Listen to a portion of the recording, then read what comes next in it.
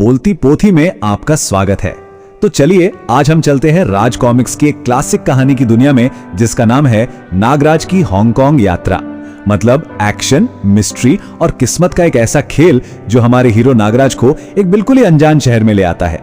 तो कहानी शुरू होती है नागराज के मिशन से। दुनिया को आतंकवाद से आजाद कराने की कसम के साथ नागराज निकल पड़ा है दुनिया के दौरे पर, और उसका अगला स्टॉप हांगकांग, एक ऐसा शहर जिसे अभी बिल्कुल अंदाजा नहीं है कि एक रक्षक उसके आसमानों में दस्तक देने वाला है। लेकिन रुकिए, उसी प्लेन में एक और पैसेंजर है, मिस तकाशी। वो अखबार में नागराज के बारे में पढ़ रही हैं, पर बेचारी को क्या मालूम कि जिस हीरो की खबरें वो पढ़ रही है ना, वो कुछ ही देर में उसकी जिंदगी का एक बहुत बड़ा हिस्सा बनने वाला है। समझ लीजिए किस्मत ने अपनी चाल चल दी थी। तो अब हांगकांग में दस्तक, और जैसे ही नागराज हांगकांग की जमीन पर पैर रखता है ना, उसका मिशन एक लोकल साजिश से जा टकराता है, और बस यहीं से असली खेल शुरू होता है। सोचिए, एयरपोर्ट से बाहर निकले ही हैं और मिस तकाशी की टैक्सी पर हमला हो जाता है। उसे किडनैप कर लिया जाता है। लेकिन किडनैपर्स ने एक बहुत बड़ी गलती कर दी। उन्हें यह नहीं पता था कि नागराज की पारखी नजरें सब कुछ देख रही थीं, और बस एक पल की भी देरी किए बिना नागराज निकल पड़ता है उनके पीछे। और अब देखिए नागराज का स्टाइल। कोई आम हीरो होता तो दरवाजा तोड़ता, है ना, पर नागराज नहीं। अपनी सुपर ह्यूमन फुर्ती से वो पूरी बिल्डिंग पर चढ़ जाता है और एक वेंटिलेटर से बिल्कुल चुपचाप दुश्मनों के अड्डे में घुस जाता है। जैसा उसका नाम है वैसा ही काम, एकदम सांप की तरह शांत और खतरनाक। तो अगला पड़ाव है राजकुमारी का संकट। अब कहानी उस मोड़ पर आ गई है जहां नागराज और किडनैपर्स आमने सामने होंगे, और यहीं से खुलेंगे कुछ बड़े राज। और अंदर जो होता है वो तो देखने लायक है। नागराज अपने शरीर से जहरीले सांपों की बारिश कर देता है। सोचिए वो गार्ड्स पर कैसे टूट पड़े होंगे। और जब उनके लीडर की बारी आती है ना, तो नागराज अपना ब्रह्मास्त्र इस्तेमाल करता है, उसकी सम्मोहन शक्ति। बस एक बार उसकी आंखों में देखा और खेल खत्म, मुंह से सच के सिवा कुछ नहीं निकलेगा।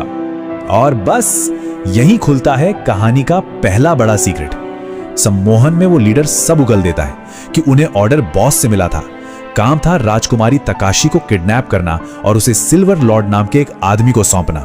तो अब हमारे पास दो नए नाम हैं। एक तो ये कि मिस तकाशी असल में एक राजकुमारी है, और दूसरा सिल्वर लॉर्ड। लेकिन ये बॉस है कौन? वेल, उसका नाम है शांगो, पूरे एशिया का सबसे खतरनाक गैंगस्टर। एक ऐसा नाम जिससे पुलिस तक कांपती है।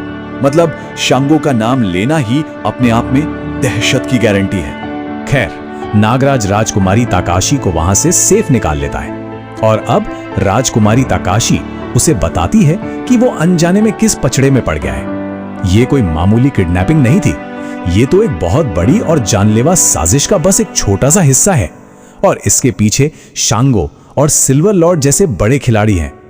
आगे बढ़ते हैं, मास्टर सुजुकी की परीक्षा। तो अब कहानी में एंट्री होती है मास्टर सुजुकी की। ये बहुत समझदार हैं, लेकिन इतने भी भोले नहीं कि किसी भी अजनबी पर यूं ही भरोसा कर लें। पहले परखेंगे। तो ताकाशी नागराज को लेकर अपने गार्जियन मास्टर सुजुकी के पास पहुंचती है। वो बताती है कि कैसे इस अजनबी ने उसकी जान बचाई। मास्टर सुजुकी सब कुछ बहुत ध्यान से सुनते तो हैं, पर उनकी आंखों में ना एक शक है। वो नागराज को ऊपर से नीचे तक तौल रहे हैं। उनके दिमाग में बस एक ही सवाल है, आखिर ये है कौन, दोस्त या दुश्मन? इसकी नीयत क्या है? और इसका जवाब पाने का सिर्फ एक ही तरीका था, एक टेस्ट। और बस मास्टर सुजुकी का एक इशारा और उनके सारे स्टूडेंट्स नागराज को घेर लेते हैं। अब नागराज को खुद को साबित करना होगा, और सामने कौन है? Trained martial artist. और यहां पर नागराज का असली क्लास देखने को मिलता है। वो सिर्फ ताकतवर नहीं, बल्कि एक बेहतरीन फाइटर भी है। वो इतनी सफाई से हर हमले को नाकाम करता है, और सबसे बड़ी बात, वो ध्यान रखता है कि किसी स्टूडेंट को ज्यादा चोट ना लगे। उसका मकसद लड़ना नहीं, बस अपनी काबिलियत दिखाना है। और नागराज का ये कंट्रोल देखकर मास्टर सुजुकी इंप्रेस हो जाते हैं। वो जोर से आवाज लगाते हैं, ठहरो, ये जंग बंद करो। बस टेस्ट खत्म। नागराज ने परीक्षा पास कर ली। उसने सिर्फ अपनी ताकत नहीं, बल्कि अपना कैरेक्टर भी साबित कर दिया था। तो अब बात करते हैं खलनायक की परछाई की। अब जब नागराज पर भरोसा हो गया है तो मास्टर सुजुकी उसे पूरी साजिश के बारे में बताते हैं। अब फोकस विलेंस पर शिफ्ट होता है और यहीं पर पर्दे के पीछे का असली मास्टरमाइंड सामने आता है, सिल्वर लॉर्ड। मास्टर सुजुकी बताते हैं कि सिल्वर लॉर्ड उनका पुराना दुश्मन है, एक ऐसा शख्स जो क्राइम की दुनिया पर राज करना चाहता है और राजकुमारी तकाशी को किडनैप करना उसी के शैतानी प्लान का एक हिस्सा था। तो मतलब यहां पर अच्छाई और बुराई की सीधी लड़ाई है। एक तरफ है मास्टर सुजुकी जो इंसाफ और सम्मान के रास्ते पर चलते हैं और दूसरी तरफ है सिल्वर लॉर्ड जिसके लिए ताकत का रास्ता सिर्फ जुर्म और खौफ से होकर जाता है। ये एक बहुत पुरानी दुश्मनी है जो अब अपने फाइनल राउंड में पहुंच चुकी है। अगला हिस्सा, शहादत और संकल्प। अब हम कहानी के सबसे ट्रैजिक लेकिन सबसे जरूरी हिस्से पर आ गए हैं, एक ऐसा मोड़ जो इस पूरी जंग का भविष्य लिखने वाला है। होता यह है कि मास्टर सुजुकी जब अपने स्कूल वापस जाते हैं तो वहां एक खौफनाक नजारा उनका इंतजार कर रहा होता है। सिल्वर लॉर्ड के गुंडों ने छिपकर हमला किया था और उनके सारे स्टूडेंट्स जमीन पर घायल पड़े थे। ये एक बहुत ही कायरता भरी हरकत थी, लेकिन मास्टर सुजुकी थे। वो हार मानने वालों में से नहीं थे। अपनी उम्र के बावजूद वो अकेले ही कई हत्यारों से भिड़ जाते हैं। उनकी वो लड़ाई, उनकी हिम्मत और उनके टैलेंट का एक जबरदस्त सबूत थी, बिल्कुल एक सच्चे योद्धा की तरह। पर धोखे का कोई इलाज नहीं। एक खंजर पीछे से उनकी पीठ में आ धंसता है और महान मास्टर सुजुकी गिर जाते हैं। लेकिन गिरते हुए भी उनका पोज एक फाइटर का था। एक महान युग का अंत हो जाता है और यहीं कहानी एक जबरदस्त ट्विस्ट लेती है।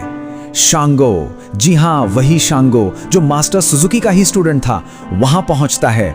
वो अपने मास्टर की लाश देखता है, मौके पर मिले एक सुराग को गलत समझता है और गुस्से में बदला लेने की कसम खाता है। उसे लगता है कि कातिल कोई और है, उसे असली कातिल का पता ही नहीं। और दोस्तों, यहीं से एक नई और कहीं ज्यादा खतरनाक जंग की शुरुआत होती है।